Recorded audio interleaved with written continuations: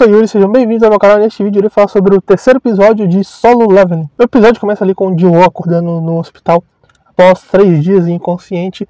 Ele recebe ali a visita de alguns agentes da associação de caçadores que foram ali meio que para relatar e também para dar uma investigada sobre o que aconteceu naquela dungeon escondida. E ali eles falam que se o testemunho dos sobreviventes não fossem similares, parecidos, apresentassem grandes diferenças, eles iriam desconfiar do Ji-woo sobre o que aconteceu ali, das tantas vítimas que houve, já que quando entraram na masmorra um grupo de resgate ali, estava apenas ele lá, jogado no chão caído, e não tinha mais nenhum monstro, estátua ou algo que havia sido descrito pelos sobreviventes. Então eles desconfiavam que o Ji-woo tinha participado de alguns segundos de despertar, né, e evoluído para um caçador de ranking A, ou até mesmo o ranking S. Então eles fazem ali uma medição, mas o nível dele continua o mesmo de sempre.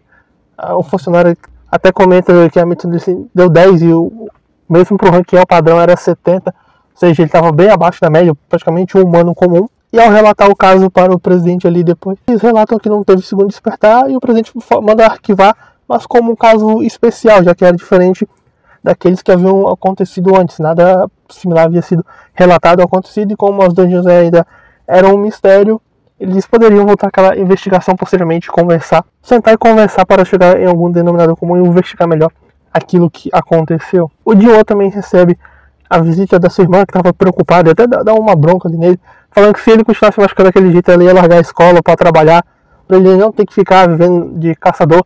Afinal, era um emprego muito perigoso, e o irmão estava sempre voltando para casa machucado, e aparentemente a vida financeira não estava tanto melhor assim de quanto era antigamente, quando ele tinha um trabalho normal ali. É que quando ele despertou para caçador, ele achou que ia poder ganhar dinheiro para pagar as contas das mães, mas ele apenas estava conseguindo o suficiente para sobreviver ali, sustentando a mãe que é doente. Tem uma doença lá que é mostrada nesse episódio do sono eterno, o último sono, por conta da exposição à mana e tudo mais. O Ji-woo, durante essas visitas, acha estranho que ninguém perceba o painel que aparece para ele. Ele até confirma com a sua irmã sobre questão de jogos e tudo mais.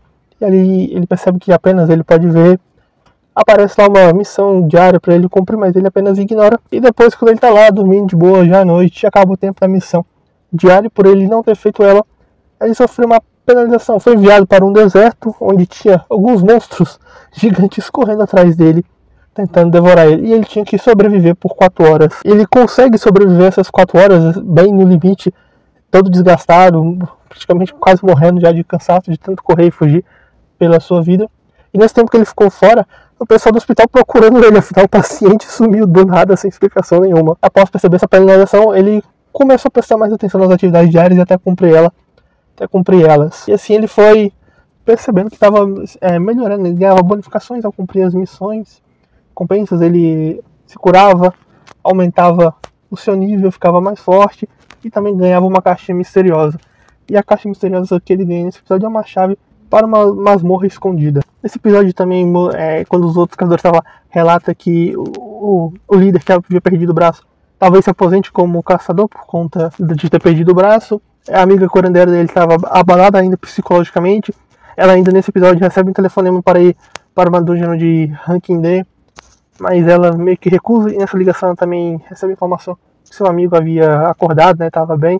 Ela até vai visitar ele, ver, chega no hospital ali com uma cesta, vê ele lá correndo, se esforçando, tudo mais, escuta as empregadas comentando ali sobre que ele já está ali treinando, já tem um tempo, se motivando. Também aparece o futuro interesse romântico do nosso protagonista, onde o líder da guilda dela fala que ela vai ser instrutora de alguns novatos de ranking B, numa masmorra que apareceu. Surge também uma masmorra, vai surgindo algumas masmorras no meio da cidade ali, então vai movimentando, vai mostrando, os caçadores vão estar se movimentando, inclusive aqueles que vão ter relevância no futuro. E o nosso protagonista, após pegar a chave e sair já do hospital, ele vai então para o local onde ativa a chave e entra lá na dungeon, numa masmorra escondida, lá que ninguém mais podia entrar, apenas ele, já que ele tinha a chave. Ficava dentro de um metrô. Ele pega, usa a chave e entra lá dentro. Depois o portal vai se fechando, ele tenta sair, mas ele não consegue sair. Ele fica meio preocupado, achando que ele podia entrar e sair a qualquer momento se ele não conseguisse. E vê até as pessoas atravessando ali, então ele percebe que está numa dimensão meio que paralela, algo diferente, apesar de ser o mesmo local. E ele vai seguir nessa dungeon, encontra 3 goblins, ele consegue enfrentá-los com uma certa dificuldade no início, mas depois que ele mata o primeiro, ele ganha alguma confiança e consegue logo após matar os outros 2.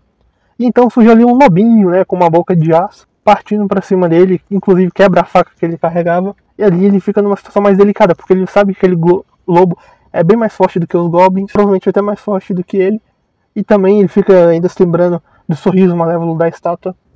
E aquilo ainda mexe com ele, ele achou que não estava carregando trauma, mas ele ainda estava, e ele fica até paralisado na frente do lobo.